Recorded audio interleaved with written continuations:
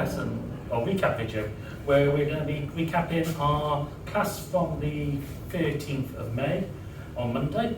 We'll also recap our class from the 20th of May, which is today, and also the workshop from our amazing Masquerade Milonga and workshop on Saturday the 18th, which was on Milonga, which was actually the last part of our 6-week beginner course. But there was also some stuff in Milonga which obviously people who've been dancing for 20 years have never seen because we had a whole hour and a half. So last Monday we were looking at linear Boleos from the cross system of walking. So we start off by going into the cross system. So we talked about taking a side step to the left, keeping the follower on their right leg while the leader twists their chest towards the follower and change their weight onto their right foot, and then walking in the cross system.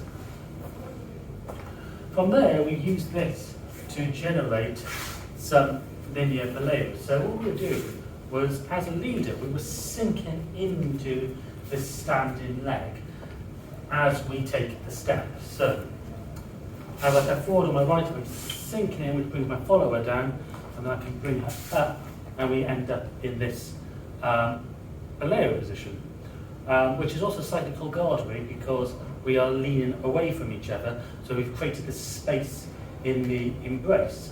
From here, we can take this through into an ocho, or we can take the leg forward and past the leader as well. And from here we just poses, which we won't demonstrate here, because I don't pick up backwards, do about warming up. We're now to cover the Monday class from the 20th, where again we looked at cross system, but we did cadenas. Now we did external cadenas, but we applied them to the open side as well.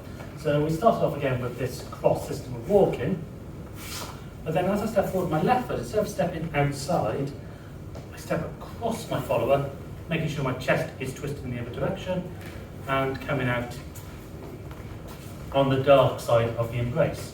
We then did some exercise where you can switch between the different sides of the embrace at will.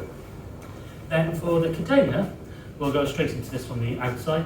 When I'm stepping outside with my left foot, I'm arching my foot around to the left, my chest is already to the left, which allows me to go easily into a side step, which also displaces my follower's leg into a forward Boleo. I can then step back and around my follower, pivoting my chest around to the left, which allows my follower to step around in her own forward step around me as if she's doing a hero, into that side step, same as a hero, back step, and we can link the chains together.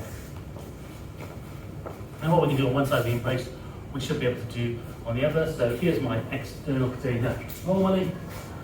If then I come into cross system on this side, I can take a side step, have to be careful of this arm. We can keep it in hold or we can drop the hold. Here's the side step. It's harder to get it into the follower to get that cadena, but it is, not a cadena, that Boleo, but it's still there. Take my right foot around and then with my follower around from there.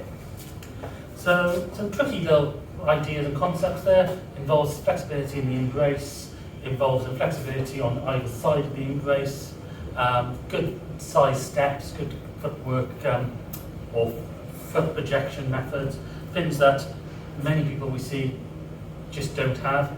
Hence why it's important to keep coming to our beginner classes and workshops, no matter if you're a teacher or an advanced dancer. These are where you get into your pitfalls and you start degrading rapidly. And we see that at Milongas. Speaking of Milongas, we did Milonga on Saturday.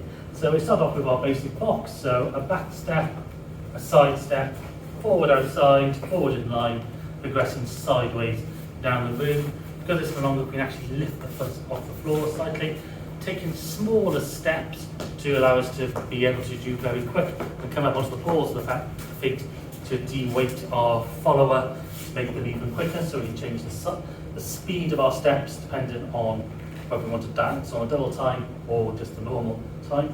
We added in variations to the box so we can get rid of the back step, which gives this more stuttered motion to your Milonga. We added in expanding the side steps into multiple side steps, making sure we don't randomly rock our arms. We're not doing show tango or demo performance. We are making sure we lead this nice and cleanly without any added noise. And we looked at it almost like a grapevine motion where we change the second forward step into a side step and then go into the back step from there. We also looked at trapezies and box steps, and so we can send the weight to the side and bring it back off either foot. And we've got rock steps forward and back. We talked about being able to take these low, take them around in a circle, and make them travel around the floor. And then we added some jumps in. So we talked about being able to go from this rock step, sinking it down, and then coming back up and letting the leader do little flicks behind. So if we do this from the side, so you can see. So you can get a little bit of air and a little few jumps. And to add some variety to Milonga, so you're not just doing a boring box at the same speed all the way through. Anyway, thank you for watching. Please hit the subscribe button and we'll see you very again soon. Thank you for watching this Urban Tango Nights recap. If you like these videos, please subscribe to our channel by clicking the logo. You can find more of our class summaries down here and other videos of us dancing tango over here.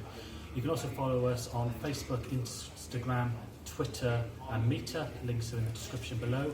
And you can also subscribe to our newsletter using the link below.